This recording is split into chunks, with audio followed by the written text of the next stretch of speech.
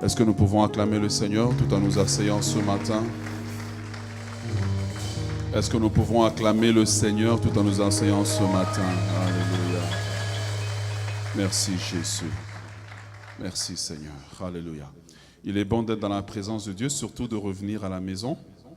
Amen. Il y en a que ça fait longtemps que j'ai vu. Et c'est une joie pour moi d'être là et de pouvoir partager la parole. Merci au pasteur principal pour la confiance, comme j'ai toujours l'habitude de dire que ce ne sont pas les prédicateurs qui manquent, mais quand Dieu nous accorde la grâce de porter la parole, nous devons le faire avec beaucoup de sérieux, parce que les vies des gens parfois dépendent de ce qu'on dit. Alléluia. Je voudrais ce matin parler d'un sujet sur lequel Dieu m'a accordé la grâce d'avoir une révélation que j'aimerais donc partager avec vous ce matin. Sûrement que le titre n'est pas derrière moi. Hein? Bon, ok. Gloire à Dieu. Ce matin, je voudrais parler de 4 types de relations avec Dieu. Progresser dans votre relation. 4 types de relations avec Dieu. Progresser dans votre relation. Nous sommes au mois de fin juillet. Et je pense que c'est le mois où on commence à faire le bilan, parce que tranquillement, nous commencerons non seulement à changer de saison, mais nous commencerons aussi tranquillement à aborder vers la fin de l'année. Nous nous sommes engagés au début de l'année, dans cette année comme étant une année de conquête, donc une année de réalisation. Mais je pense que le Seigneur voudrait ce matin attirer notre attention à faire une auto-évaluation de notre relation avec lui, et nous voulons le faire sous les 4 types de relations que nous allons exposer ce matin. Et ce qui est intéressant, c'est que nous n'allons pas être vraiment concentrés sur notre voisin, mais on sera concentrés sur nous-mêmes. Et l'apôtre Paul dit avec raison que chacun s'examine lui-même pour voir s'il est dans le Seigneur. Il va plus loin. Je pense que c'est aux Thessaloniciens qu'il va dire « mêlez-vous de vos affaires », selon certaines traductions. Nous voulons ce matin, pour la méditation de la parole, lire 3 textes, et je serai plus en mode enseignement afin que nous puissions saisir ce que Dieu a pour nous. Je voudrais aussi vous inviter, si c'est possible pour vous, de demander à la sonorisation en arrière, ou s'ils peuvent vous fournir l'audio, ou si vous pouvez aller le réécouter en ligne, parce que nous allons compresser 4 séances d'enseignement en une seule. Ça veut dire que la cadence sera assez rapide. Premier texte que nous allons lire ce matin sera dans 1 Thessaloniciens chapitre 4, le verset 1. 1 Thessaloniciens chapitre 4, le verset 1, la parole de Dieu nous dit « Au reste, frères, puisque vous avez appris de nous comment vous devez vous conduire et plaire à Dieu, et c'est cela que vous faites, nous vous prions et nous vous conjurons au nom du Seigneur de marcher à cet égard de progrès en progrès. » Le deuxième texte sera dans 1 Timothée, chapitre 4, le verset 15. 1 Timothée, chapitre 4, le verset 15. Et j'aimerais, si vous avez vos Bibles, on peut le lire ensemble. Je pense que c'est derrière moi. Ma version peut varier, mais c'est toujours la parole de Dieu. 1 Timothée chapitre 4, le verset 15 nous dit « Occupe-toi de ces choses, donne-toi entier à elles, afin que tes progrès soient évidents pour tous. » Le dernier texte que nous allons lire sera dans 2 Thessaloniciens, chapitre 1, le verset 3. 2 Thessaloniciens, chapitre 1, le verset 3. Et à la fin, nous allons pouvoir, je vais juste pouvoir réciter les textes, peut-être que nous avons été trop vite. 2 Thessaloniciens, chapitre 1, le verset 3, voici ce que l'apôtre Paul dit. « Nous devons, à votre sujet, frères, rendre continuellement grâce à Dieu, comme cela est juste, parce que votre foi fait des grands progrès et que la charité de chacun de vous à l'égard de tous augmente de plus en plus. » Amen. Pour ceux qui prennent des notes, peut-être que nous avons été vite. Le premier texte, c'était donc 1 Thessaloniciens chapitre 4, le verset 1. Le deuxième, 2 Timothée chapitre 4, 1 Timothée chapitre 4, le verset 15. Et le dernier texte que nous avons lu, 2 Thessaloniciens chapitre 1, le verset 3. D'accord? Et c'est intéressant de regarder ces trois textes parce que nous avons ici trois textes de la parole de Dieu écrite par le même auteur qui est l'apôtre Paul, mais qui nous parle de progrès. Dites avec moi le mot progrès. Dis à ton voisin, tu dois progresser. Et dis à toi-même maintenant, regardant ton voisin, je dois progresser. Et le niveau de progrès dont les textes que nous avons lus parlent, il nous parle plutôt de deux types de progression.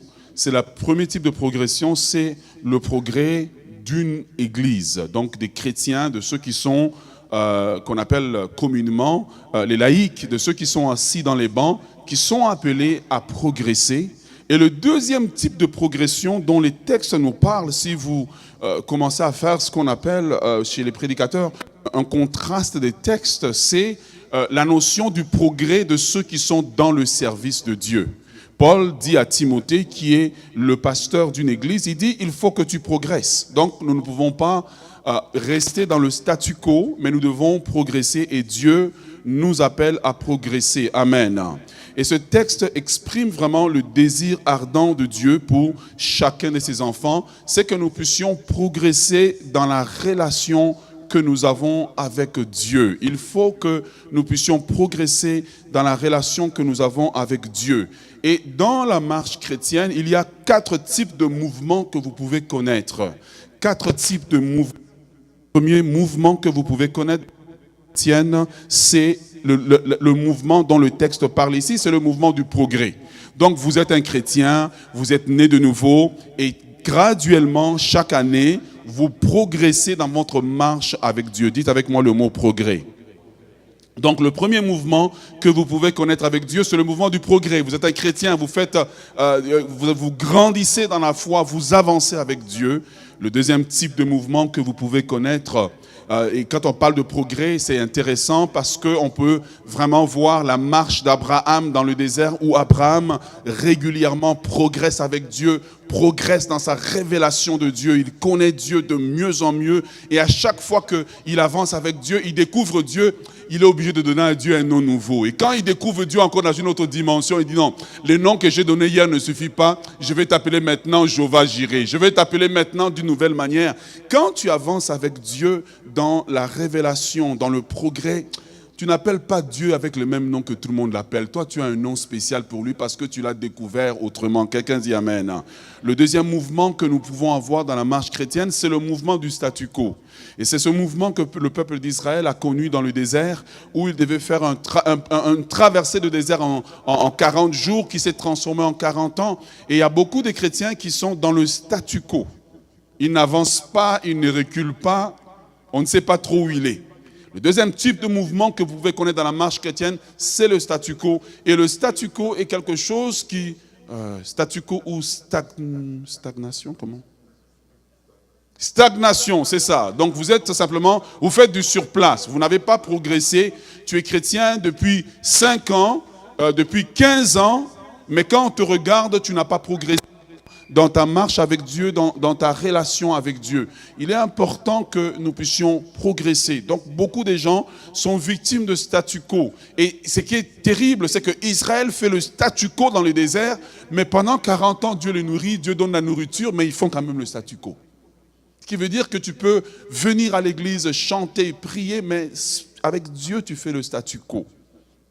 Troisième type de mouvement que tu peux connaître dans ta marche chrétienne avec Dieu, c'est ce que j'appelle maintenant la régression. On a connu ce neveu d'Abraham qui s'appelle Lot, qui était avec Abraham, et chaque fois que Abraham progressait, Lot progressait parce qu'il était sous l'influence d'Abraham. Et Lot avançait avec Abraham, et Lot connaissait Dieu.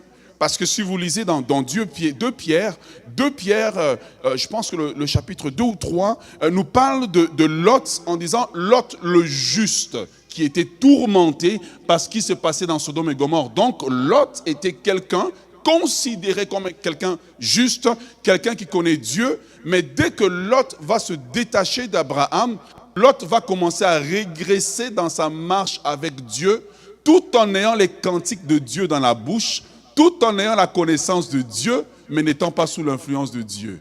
Lot a régressé. Troisième type de mouvement que vous pouvez connaître dans votre marche chrétienne avec Dieu, c'est un mouvement de régression. Tu peux venir à l'église, tu peux chanter, tu peux faire beaucoup de choses, mais dans ta relation avec Dieu, tu es en mode de régression. Quelqu'un dit Amen. Le quatrième type de relation maintenant, de mouvement que vous pouvez connaître avant qu'on parle de relation, c'est un mouvement, simplement ce que j'appelle la mort.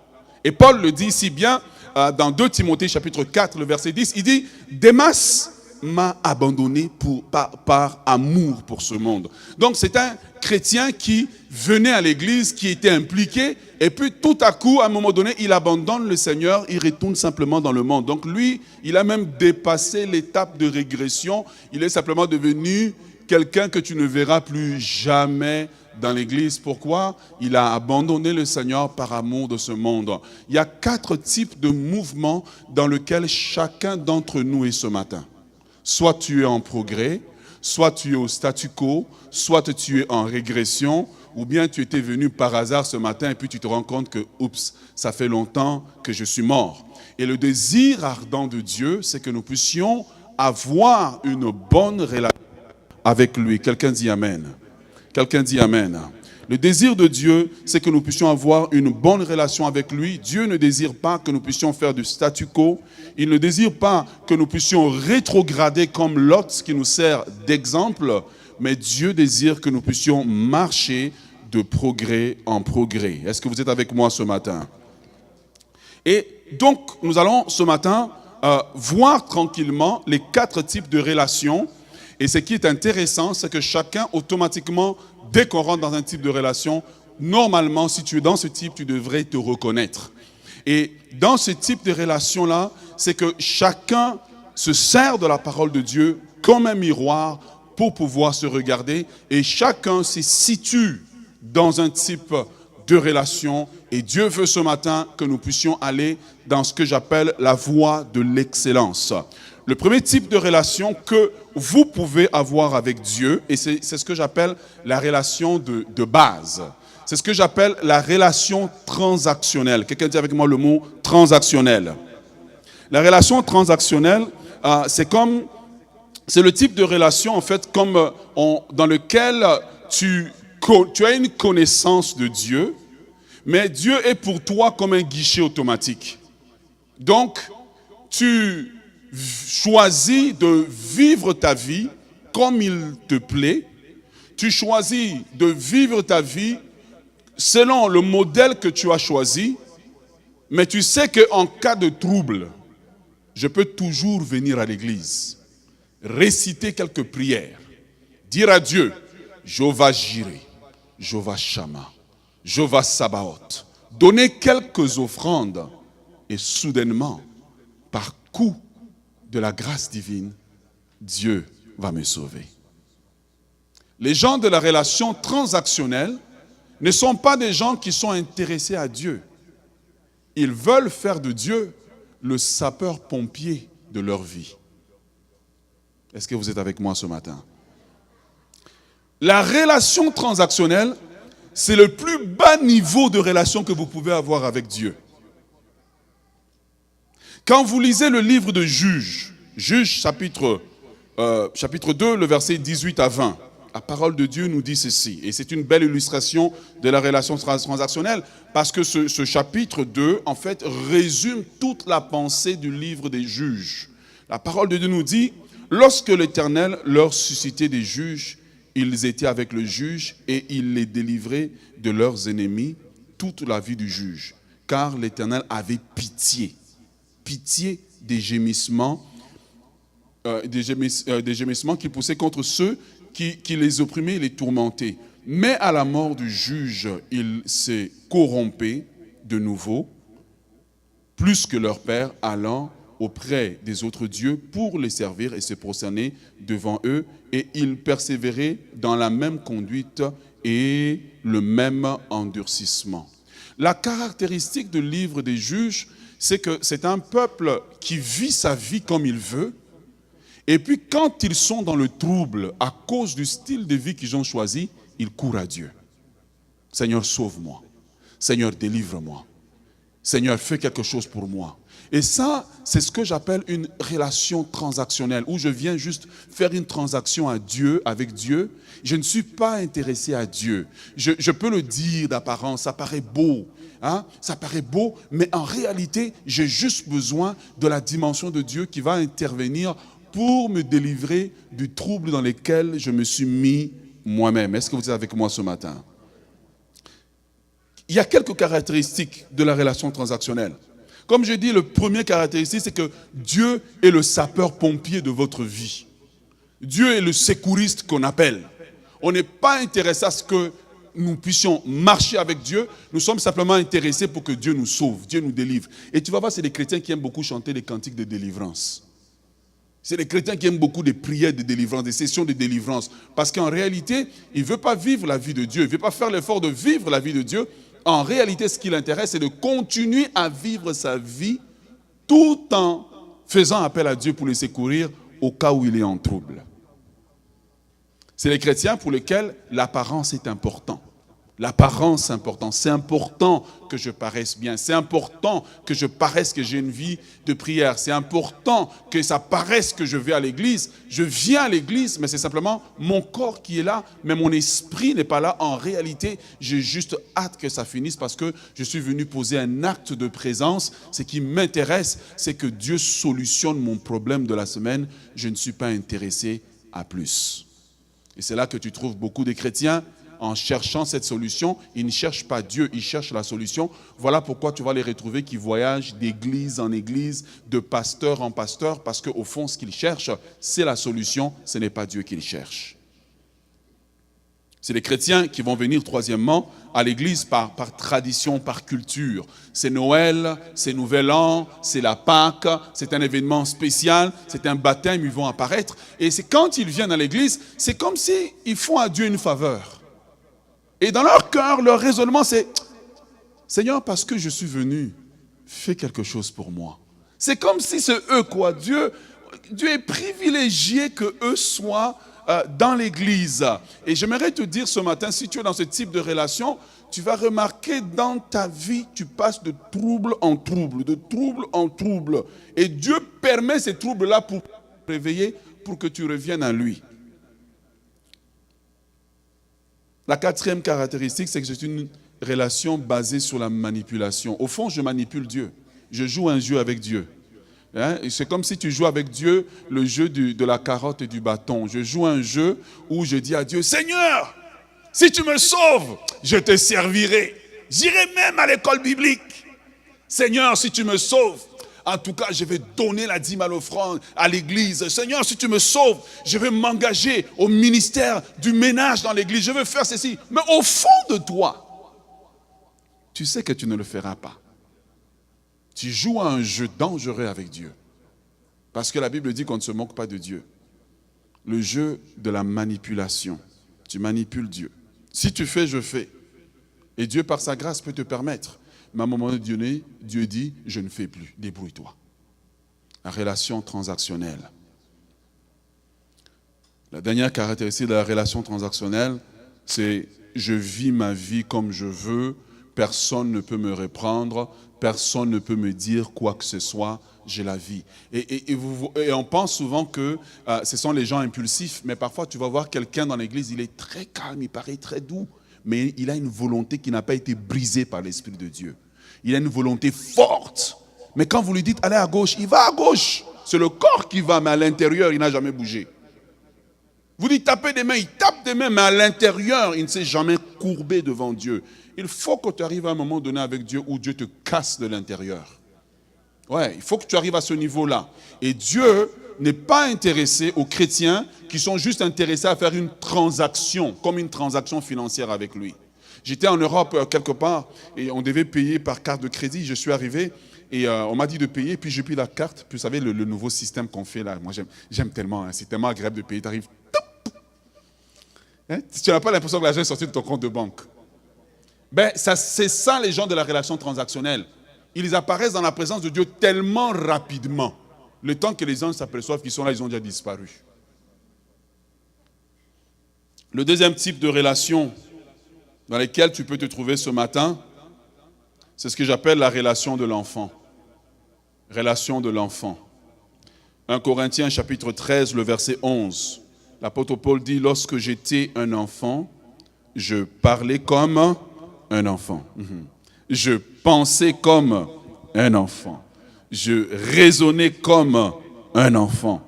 Mais lorsque je suis devenu un homme, j'ai fait disparaître ce qui est de l'enfant. Le deuxième type de relation dans laquelle tu trouves beaucoup de gens dans l'Église, c'est la relation de l'enfant. Ce sont des gens qui viennent à l'église régulièrement, des gens qui prient, des gens qui participent aux réunions, mais ils ont le type de relation de l'enfant avec Dieu. Et ce que j'aimerais vous dire, c'est que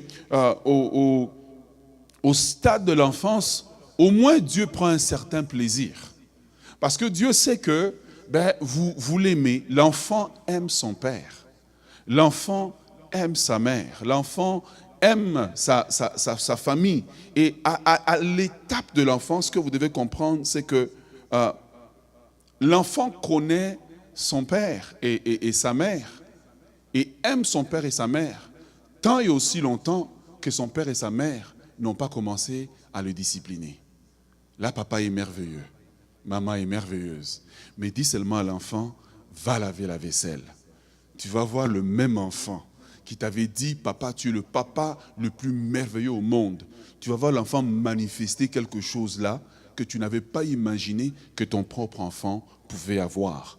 Beaucoup de chrétiens sont à l'étape de la relation d'enfance avec Dieu. La relation d'enfance, c'est une relation émotionnelle avec Dieu. L'enfant fonctionne par les émotions. Voilà pourquoi Paul dit, je pensais comme un enfant, je raisonnais comme un enfant. Quand tu es à l'étape de la relation d'enfant avec Dieu, ce que j'aimerais te dire, c'est que en réalité, tu aimes Dieu, en réalité, tu viens à l'église, mais tu n'as pas encore acquis une certaine maturité. Donc, la seule dimension de Dieu qui t'intéresse, c'est la dimension de Dieu qui te bénit. C'est la dimension de Dieu que tu as prié, Seigneur, j'aimerais vraiment avoir une voiture. Et puis le lendemain, pas miracle, la voiture a été donnée. Qu'est-ce que c'est merveilleux. Qu'est-ce qu'on aime Dieu. Hein? Tu sais, c'est comme quand tu viens, à un moment donné, mon fils voulait faire une sortie, et puis on l'a emmené, la fille a sorti, il est revenu, il a dit, tu es le papa le plus merveilleux au monde, c'est la meilleure journée de ma vie. Et puis on lui a dit, est-ce que tu peux aller ranger ta chambre? C'est là que tous les problèmes ont commencé. Et beaucoup d'entre nous, ce matin, on vit avec Dieu une relation de l'enfant. C'est une relation qui est basée sur les émotions. Voyez-vous, quand tu es dans la dimension de l'enfant avec Dieu, tu pries quand tu sens l'envie d'aller prier. Est-ce que vous êtes avec moi? Tu vas prier quand tu sens le besoin, l'envie d'aller prier. Si la réunion, tu arrives à la réunion de prière à l'église, il y a peu de gens, parce que tu es un enfant, tu conçois que Dieu n'est pas là. Or, la Bible nous dit que là où 2 ou 3 sont réunis en mon nom, je suis au milieu d'eux. Les enfants, quand ils arrivent, il y a peu de gens là, ils ne tapent pas des mains, ils sont découragés, surtout si le pianiste n'est pas là, c'est comme si Dieu n'est pas là. Mais les adultes dans le Seigneur ne dépendent pas des circonstances. Les adultes ne dépendent pas de ce qu'ils voient. Ils marchent par la foi. Comme l'apôtre Paul dit, si nous marchons, c'est par la foi que nous marchons. Si nous combattons, les armes avec lesquelles nous combattons ne sont pas charnelles, mais elles sont puissantes par la vertu de Dieu. Est-ce que vous êtes avec moi ce matin? Et beaucoup de gens dans leur marche avec Dieu sont à l'étape d'enfance. Voilà pourquoi, quand ils ont une prière qui n'est pas exaucée, ils font des crises dans l'église.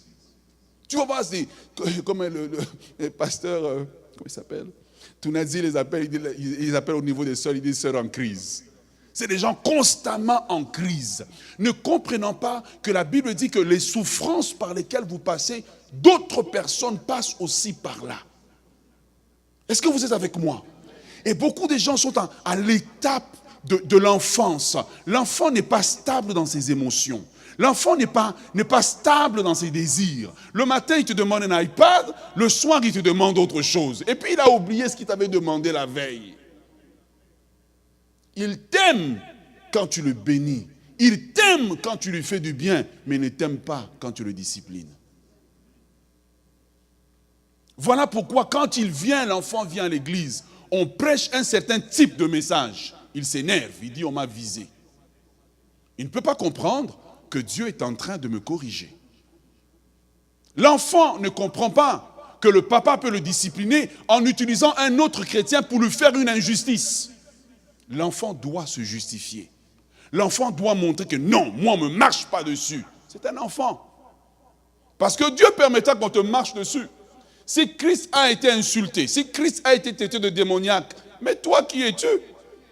Hey, qui es-tu? Dieu permettra des injustices?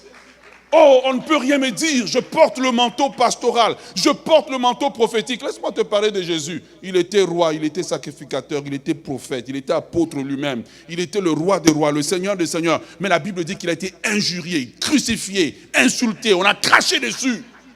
Dieu peut permettre une injustice pour discipliner l'enfant, pour corriger l'enfant. Dieu peut permettre que tu aimes. Tu sais, tu aimes quand tu prêches là, tout le monde dit Amen. Et puis un jour, tu prêches un bon message, personne ne dit Amen. Et Dieu te dit, continue à prêcher. Et malheureusement, quand tu es à l'étape d'enfance, c'est bien, mais ce n'est pas ce que Dieu veut. Parce qu'il y a des choses que j'aime mon enfant, mais il y a des choses que je ne peux pas lui donner. Je ne peux pas lui donner les clés de ma voiture. Pourtant, tout ce que j'ai lui appartient. Donc, quand tu restes à l'étape d'enfance, il y a des types de bénédictions que Dieu ne peut pas te donner. Tu es à l'étape d'enfance, Seigneur, rends-moi millionnaire. Dieu sait que si tu deviens, tu ne viendras plus à l'église. Donc, ta bénédiction, c'est un non. Est-ce que vous êtes avec moi ce matin? Et plusieurs personnes, sans le savoir, sont à l'étape de la relation émotionnelle avec Dieu. Je prie quand je le sens, je donne quand je le sens. Je viens à la réunion de prière dans laquelle ça m'intéresse. Et Dieu n'est pas intéressé à ce qu'on vienne à lui en ayant avec lui une relation d'enfant. Même un serviteur de Dieu peut avoir une relation d'enfant avec Dieu. Il est loin, mais c'est un enfant. Il va à des endroits où il sait qu'il sera bien payé. Il ne va pas à des endroits où Dieu veut qu'il aille. Il choisit avec qui il aura un entretien, parce qu'il sait que dans l'entretien, peut-être que je serai un peu encouragé là-bas. Ne croyons pas que Dieu peut de façon surnaturelle pourvoir à tous ses besoins. Comme Abraham a dit qu'à la montagne de l'Éternel, il sera pourvu. La relation d'enfant est une relation un peu mieux que la relation transactionnelle. Mais dans la relation d'enfant, tu vis trop à partir de tes émotions. Tu réagis trop à partir de tes émotions. Tu pries à partir de tes émotions. Or, les émotions peuvent être trompeurs. Est-ce que vous êtes avec moi? 5 caractéristiques de la relation d'enfant. Premièrement, à l'étape de la relation d'enfant, comme tout enfant dans le naturel, l'enfant, vous aimez être le centre de l'attention. Un des problèmes avec lesquels tout parent lutte, c'est apprendre à l'enfant que tu n'es pas le centre du monde. Le chrétien à l'étape de la relation d'enfant avec Dieu. Et moi, je bénis Dieu. Je regarde souvent notre pasteur principal aller connaître le nom des gens, saluer tout le monde et qui est en vacances. Parfois, je reste, je dis, oh mon Dieu. Ouh, c'est merveilleux. Mais quelque part, ça peut être dangereux. Parce que tu t'attends à ce qu'on te salue et quand on ne te salue pas, tu ne viens plus à l'église. Parce que tu es un enfant. Voilà, ce dimanche-là, tu n'as pas été le centre de l'attention et tu boudes dans ton coin. Puis là, on est obligé de t'appeler. Frère, comment ça va? Ah, vous avez notifié que j'étais absent. Ouais, à l'étape d'enfance. Ou si je sens que je n'ai pas l'attention à l'église, je ne viens pas pendant 2 semaines. Et puis je m'en vais me faire bronzer quelque part. Est-ce qu'il y a des gens qui étaient en vacances? Le but, c'est quoi? Le but, c'est que je sois le centre de l'attention. Et on ne vient pas à l'église pour être le centre de l'attention. On vient à l'église pour qu'il soit le centre de l'attention. Les chrétiens à l'étape d'enfance, ils veulent même diriger la louange à partir des bancs. Si un chant ne lui plaît pas, il ne tape plus des mains. Et puis il regarde le dirigeant de louange. Et le dirigeant de louange sent la pression. Il dit, il ne tape pas des mains. Il faut changer de chant. Et une des choses, je leur dis toujours, il faut avoir du caractère. Et puis tu vas voir qu'il ne chante pas, il garde comme ça, il dit, le chant est froid. Pour toi, le chant est froid, mais c'est peut-être le chant par lequel Dieu guérit quelqu'un. Et là, tu vois, il ne tape pas des mains, il reste un peu frustré. Et puis s'il veut vraiment vous punir, il dit, je ne donne pas aujourd'hui. Pourquoi? Il veut être le centre de l'attention. À l'étape d'enfance, je veux être le centre de l'attention. J'ai un de mes fils là, ça a été une lutte avec lui. Si vous amenez, un jour j'amène du pain, et puis je dis, vous savez, une bonne, c'est pas charcuterie, on dit comment? On ne dit pas friandise, comment on appelle ça? Pâtisserie, voilà. Une bonne pâtisserie. Et puis je dis, partage avec tes frères. Il est parti partager. Sauf qu'il tenait en main 90%. Parce qu'il est à l'étape de l'enfance. L'enfant, c'est tout à propos de lui. Et si tu demandes, est-ce que tu es un enfant? Il dit, non, je suis grand. Non, je suis grand. Mais pourtant, il a 4 ans, il a 7 ans, je suis grand. Mais quand tu regardes le comportement manifeste qui il est en réalité. Est-ce que vous êtes avec moi? C'est une relation, comme je disais, deuxièmement, qui est juste basée sur l'émotion. C'est moi et mes émotions, moi et comment je me sens. Je viens à la réunion de prière, pas parce que c'est une convocation divine. Je viens parce que je sens de venir. Je viens parce que je sais que c'est telle personne qui va prêcher. J'aimerais te dire quelque chose que j'ai appris dans la parole de Dieu. Quelqu'un peut venir devant, il prêche mal, hein? Mais il y a un mot dedans dans lequel Dieu voulait te parler. Et vous savez, quand les enfants s'assiedent à table, je ne sais pas si vous vivez ça. Peut-être c'est mes enfants qui sont comme ça. Il y en a toujours un qui va choisir. Lui, moi, je ne mange pas les légumes. Chez vous, c'est comme ça? Et je ne mange pas les légumes. Mais c'est comme nous aussi, quand on vient dans la maison de Dieu, on veut choisir le type de prédication. Lui, il prêche toute la sanctification. Je vais à la toilette. L'enfant, tu pinces l'enfant. L'enfant pleure. En réalité, ce que tu fais, tu es en train de fuir quelque chose que Dieu veut te dire. Est-ce que vous êtes avec moi? Troisièmement, c'est ce que j'appelle le phénomène, en fait. Et on a dans l'Église, en fait, le phénomène de l'enfant roi. Vous savez où ce n'est plus le parent, Dieu, le Père, qui nous donne la direction, mais c'est l'enfant roi qui veut pouvoir, d'une certaine manière, contrôler Dieu. La troisième caractéristique, c'est que de l'enfant, c'est le phénomène de ce que j'appelle du Père Noël. Dieu est un Père Noël.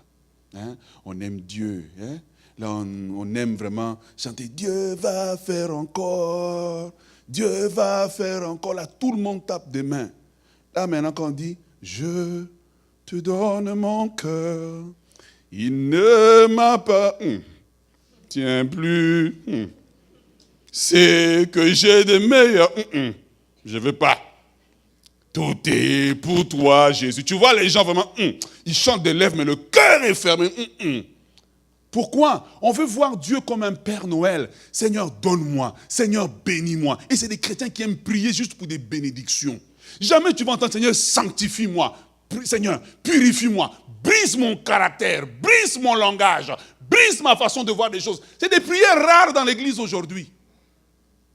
Oh, il n'y a plus d'amen, hein? J'ai développé une nouvelle technique maintenant dans la prédication. Quand il n'y a pas d'amen, je dis amen à moi-même. Je dis amen, Seigneur, amen, amen. Pourquoi? Tu n'entends plus ces genres de prières.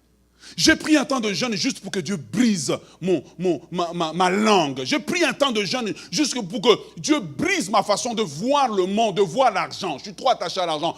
Brise ma façon de voir l'argent, Seigneur. Je te soumets cela, Seigneur. Tu n'entends plus ces prières-là. C'est bénis-moi, bénis-moi. Tue mon ennemi. Fire! Que 1000 tombent à tes côtés et 10 000 à ta droite. Fire! Et parfois, tu vois, il prie pour quelqu'un dans la réunion. Tue-le, Seigneur. Tu as vu ce qu'il m'a fait. Et c'est comme ça, les enfants. Tu vois, les enfants, quand on était petits, ma petite soeur venait toujours. Une fois, on était en train de prier à la maison. Pendant qu'on prie, papa lui dit, est-ce que tu peux prier? Ma soeur ouvre la bouche et dit, oh Seigneur, souviens-toi de Kanga, elle m'a fait du mal. Frappe-la, Seigneur. C'est les prières d'enfants. La prière a marqué mon esprit. Dieu, est-ce que vous êtes avec moi ce matin? Et il y a beaucoup de phénomènes d'enfance dans l'église. Des gens qui sont à l'étape d'enfance, intercesseurs, enfants, pasteurs, enfants, anciens enfants, diacres, enfants, choristes, enfants, assis dans les bancs, enfants. Oh, ça fait 5 ans, vraiment, il m'a fait ça. Vraiment, je ne lui parlerai plus jamais. Seigneur, crée un ciel juste pour moi. Brûle-le, Seigneur. Enfant. Enfant. Hey, frère, la vie chrétienne, c'est dur, hein? C'est dur. Il y a des moments où Dieu permet, tu passes par une saison où tu dis des choses, tout le monde dit non. Quand il a dit ça, il voulait dire ça. Dieu crée la contradiction. Pourquoi? Parce que Dieu, quand il t'a créé, il t'a donné trop de potentiel. Si Dieu te laisse comme ça, l'orgueil va monter. Dieu permet que tout le monde soit contraire à toi. Et parfois, Dieu permet même que tu as le message, mais on ne t'invite pas. Et puis tu as assis avec des prédications dans ta salle de bain. Prêche. Dieu te dit, prêche. Prêche. Prêche. Mais tu dis, mais tu vas t'asseoir dans la réunion, tu écoutes celui qui prêche devant, tu dis, ah, quand il a lu le texte, moi j'avais déjà 5 messages. Il n'a prêché aucun des 5. C'est Dieu qui permet le brisement pour que tu développes l'humilité. Donc derrière, parfois, le mal qui nous arrive, Dieu est derrière, ce n'est pas le diable. Parfois, c'est Dieu. La Bible dit que le Fils a pris par les choses qui souffrit l'obéissance. Est-ce que vous êtes avec moi? Numéro 4, numéro 3, note-le comme tu veux là. Comme je dis, on est en accélération. Tu sais, l'enfant, quand on est à l'étape de l'enfance, on est plus intéressé à recevoir de Dieu qu'à travailler pour Dieu. Voilà pourquoi vous allez voir dans l'église que 10% des gens sont engagés à travailler. Et puis le reste, ils viennent pour recevoir. Si je commence à prêcher ici, je dis, je vois dans l'esprit l'onction de Dieu qui bouge dans la salle. Dieu va visiter quelqu'un. Tu vas entendre des gens, Amen. Mais Dieu te visite en t'engageant dans le ministère d'intercession. Dieu te visite en t'engageant dans l'intercession.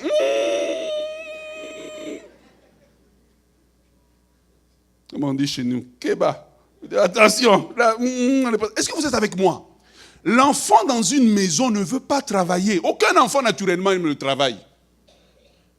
L'enfant veut recevoir. Il veut arriver, tout est fait pour lui. Tout a été nettoyé. Il s'en fout de comment les factures sont payées. Il veut que tout soit fait pour lui. Il ne veut pas travailler. Dans la relation d'enfance, quand je vais arriver au dernier niveau là, les gens qui sont dans la relation que Dieu veut, c'est les gens qui dans l'église ne voient pas l'église, ils voient l'épouse. Ils ont la révélation de l'épouse. Voilà pourquoi ils travaillent avec zèle et tremblement.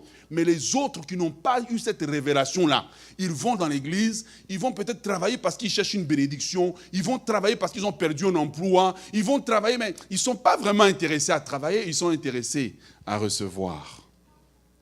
Et comme je le disais, pour conclure cette partie, ils aiment voir le bon côté de Dieu, pas le côté de Dieu qui discipline. Ils n'ont pas une vision équilibrée de Dieu.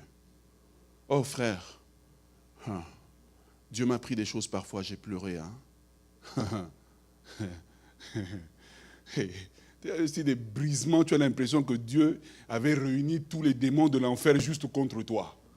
Et puis quand tu penses que tu es sorti de là, on te frappe tellement que ta barbe pousse comme Moïse. Tu ne sais pas où mettre la tête. Tout le monde te regarde et rit de toi. Dieu te dit, reste calme. J'ai besoin de te façonner. Il y a le côté de la vie chrétienne qui fait mal. Et ce côté-là, les enfants n'aiment pas. Quand on était petits, ah oui, on nous a chicotés à des moments. Mais ça nous a sauvé la vie aujourd'hui. Dites amen, les enfants. Hein, on n'a pas appelé 911. Ouais. Ouais. Et j'ai dit aux miens, si tu appelles 911, le temps qu'ils arrivent.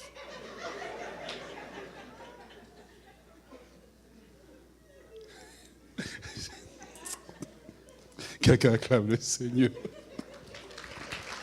Et vous voyez, Dans la relation d'enfant, ce qui est dangereux, c'est que parce que tu vas à l'église, parce que Dieu t'exauce, tu as l'impression que tout va bien, mais Satan est en train de te tromper et de t'arrêter là. Et parce que dans la relation d'enfance, bon, tu ne vis pas dans un péché vraiment, hein? Tu dis, ah mais non, on est bien, on est au séminaire. Mais Satan est en train de te voler quelque chose dont Dieu voulait te bénir. Et il t'arrête à cette relation, tu penses que tu es arrivé alors que tu n'es pas encore arrivé. Amen. Donc, premier type de relation, c'est relations. Merci par la relation. Deuxième type de relation.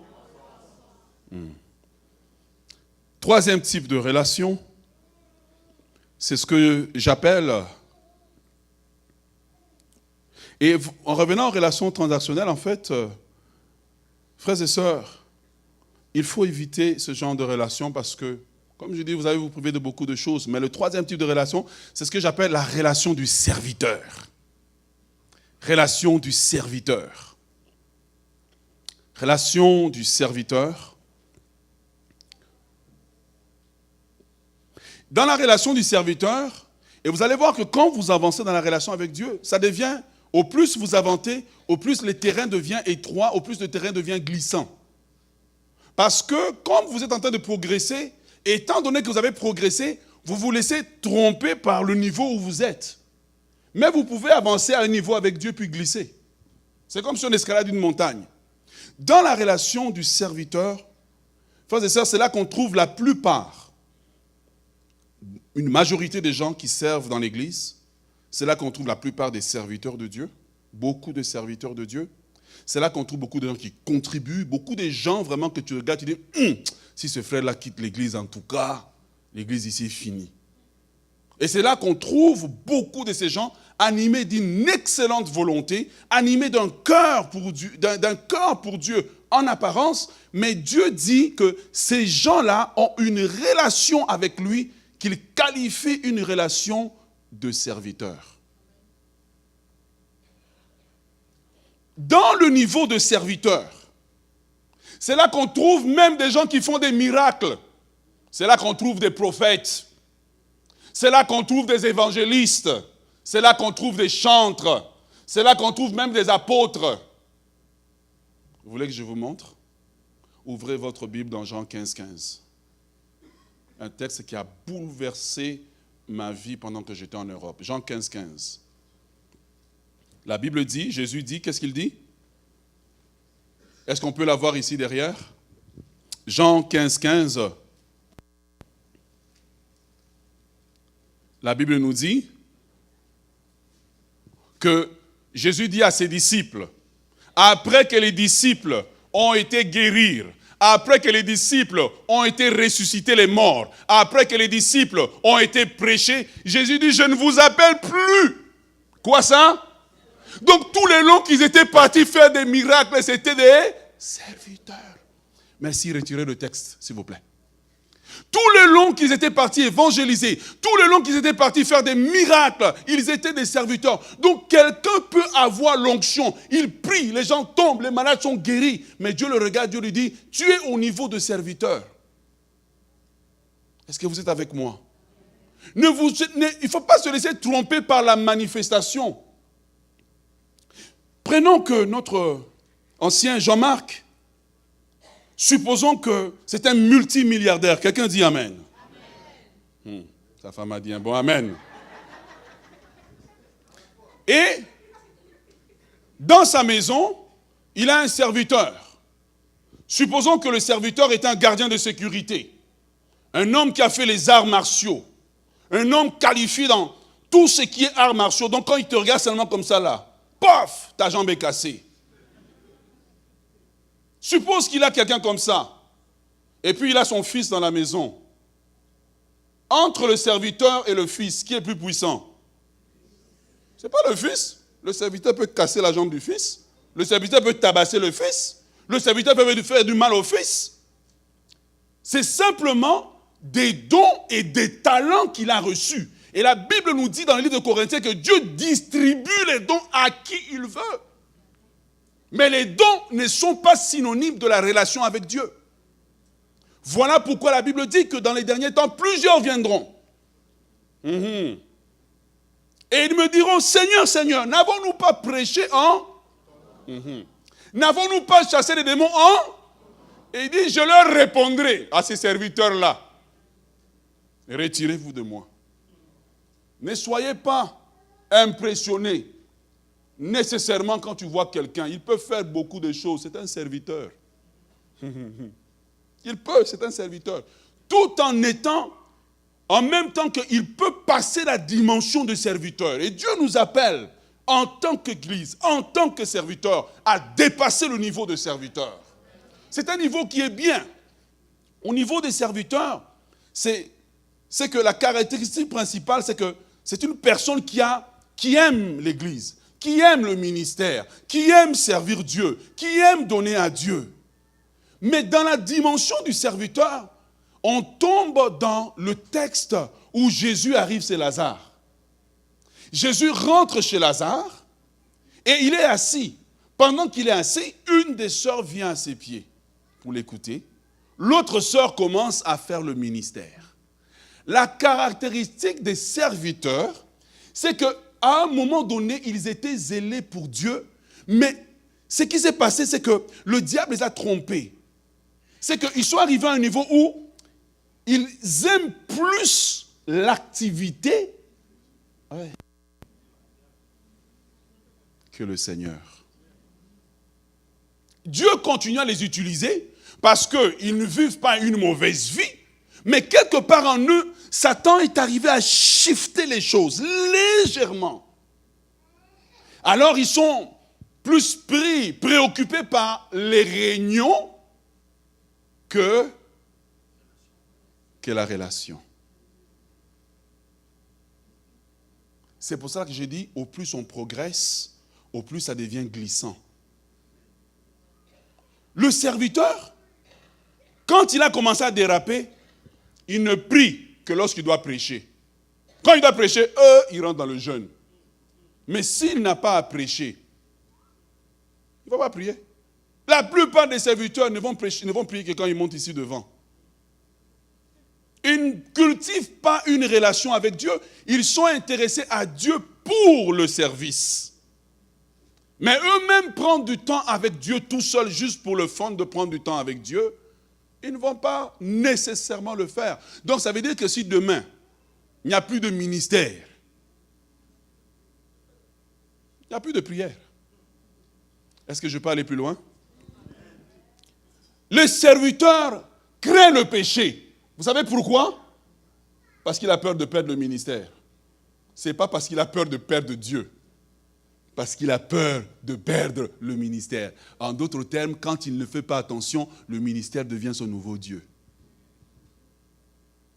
Voilà pourquoi ils marchent souvent sans se rendre compte, mais en pensant que Dieu ne peut rien faire sans eux, alors que Dieu peut se passer d'eux. Tous les longs que les disciples faisaient les miracles, c'était des serviteurs. Frères et sœurs dans le Seigneur, je suis en train de compresser, résumer juste pour notre édification personnelle.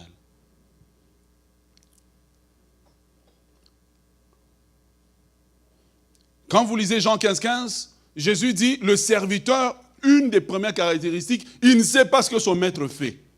Donc il reçoit des instructions, mais il n'a pas la vision globale. Un maître réel, un possesseur de maison, ne dit pas son secret à son serviteur. C'est un serviteur. Mais on lui donne une instruction. Va au marché, fais ceci, fais cela. Il fait et il a des résultats. Parce qu'il a obéi à l'instruction. Mais en réalité, il ne connaît pas le plan global de Dieu. Je vais accélérer à partir d'ici. Le serviteur, lorsqu'il fonctionne, ce que vous devez comprendre, c'est que tout en fonctionnant, chaque serviteur naturel, au fond, travaille pour lui-même. Il travaille pour améliorer sa condition. L'esclave du champ veut devenir l'esclave de la maison. L'esclave de la maison veut devenir l'esclave du bureau. L'esclave du bureau peut peut-être devenir l'esclave, je ne sais pas moi, qui va accompagner le maître dans le voyage. Donc, quelque part, c'est là que tu vas entendre mon ministère, mon onction, mon ceci, mon cela. Pourquoi? Parce que le serviteur s'est approprié ce qui était au maître et il utilise ce que le maître lui a donné pour améliorer sa condition. Tout en aimant le maître, il ne le déteste pas. Mais quelque part, au fond, quelque chose naît, quelque chose travaille où je prie pour que mon église soit grande. Je ne prie pas pour que le royaume de Dieu avance. Je fais des choses pour qu'on sache qu'il y a une église, la Citadelle à Montréal.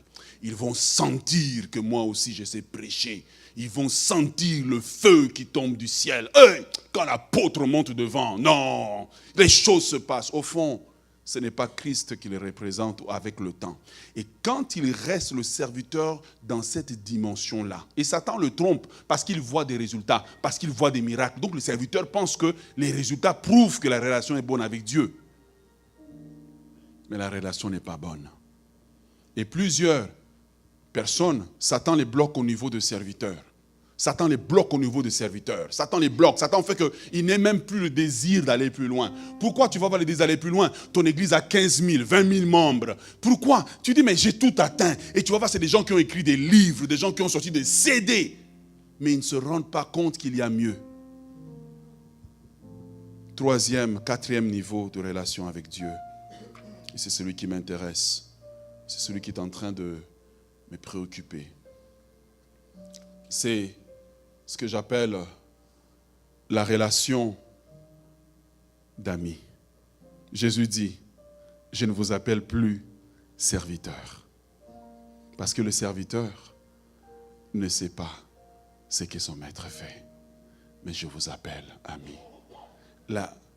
C'est ce que l'apôtre Paul, quelque part dans le livre de Corinthiens, il dit, je vous montrerai une voie par excellence. La voie par excellence de la relation avec Dieu, c'est la relation d'amis.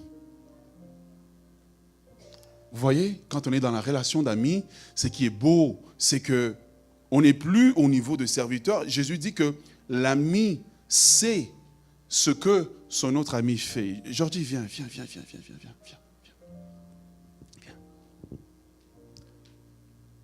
Vous allez m'excuser certains langages que je vais utiliser. Si je suis ami avec lui, vous allez voir la différence entre l'ami et le serviteur.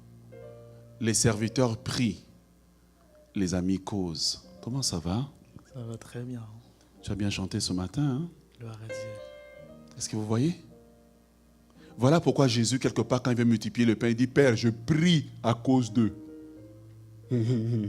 S'il s'agit de moi, je n'ai pas besoin de prier. Je cause avec toi. Voilà pourquoi vous allez lire la Bible. La Bible dit qu'Abraham est devenu l'ami de Dieu.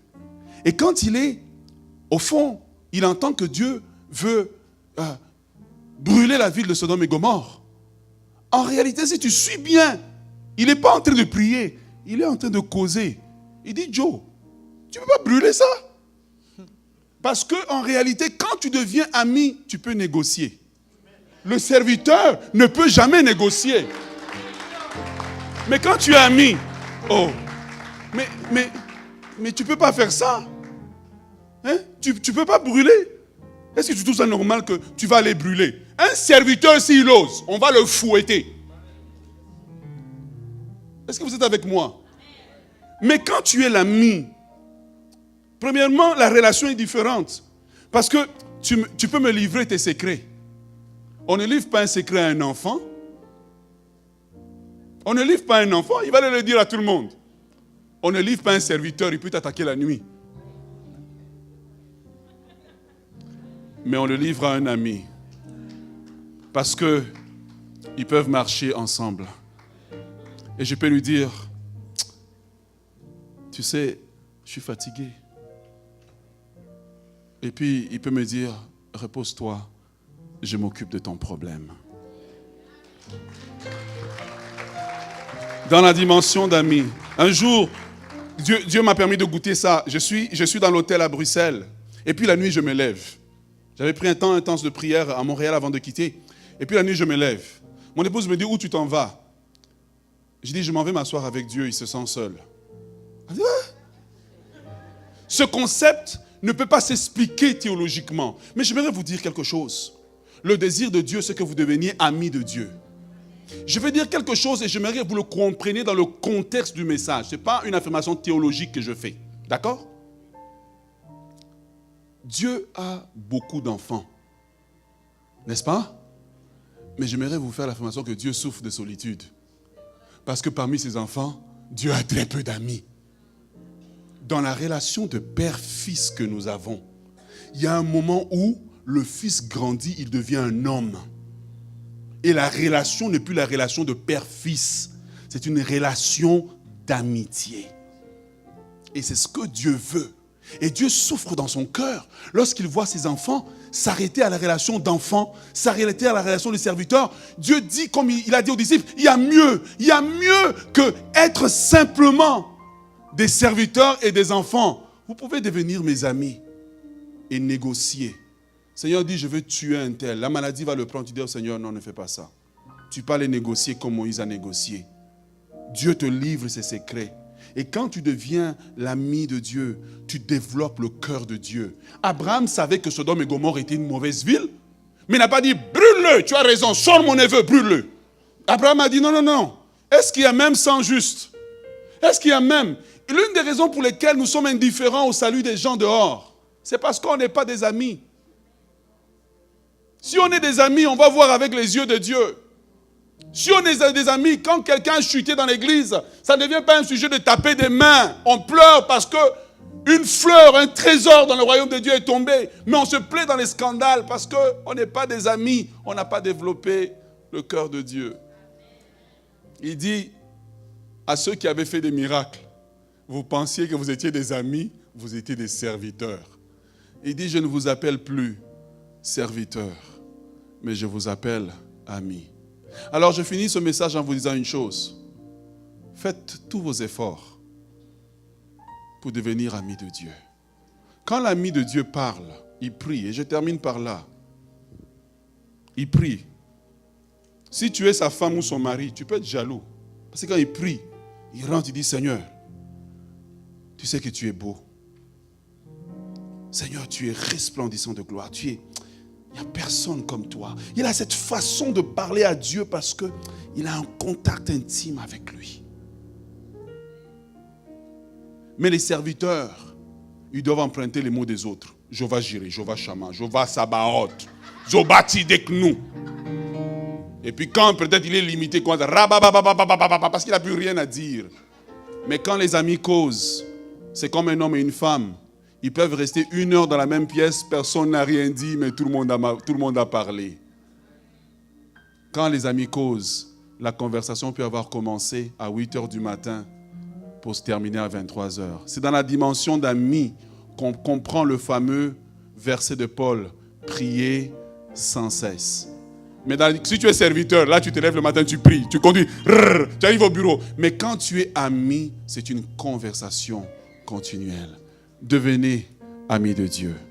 Que Dieu vous bénisse.